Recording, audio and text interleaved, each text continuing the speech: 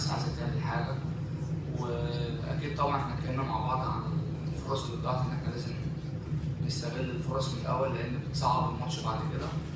بس احنا الحمد لله قدرنا ان احنا مش سهل برضه انك تلعب في بطوله كبيره زي ديت، انك تبقى مغلوب 1-0 وترجع وتتعادل وتكسب في اخر الماتش. فانا شايف ان هي اكيد 100% دي حاجه ايجابيه ان الفريق يوصل بكميه فرص كبيره. بس الاكيد برضه ان احنا اتكلمنا مع بعض ان احنا اكيد ان احنا الفرص ديت مع فرق، يعني ممكن في ماتشات لازم نركز فيها جدا لان الفرص ديت ممكن ما تجيش تاني.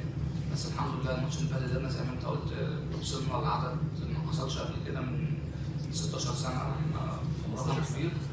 فاللي احنا نركز عليه الفتره الجايه ان احنا ان شاء الله نحاول نستغل الفرص، والاهم ان احنا نوصل دايما حتى لو هتوصل وما تجيبش. اهم حاجه توصل كتير لان كده كده طول ما انت بتحاول اكيد ربنا يكافئك.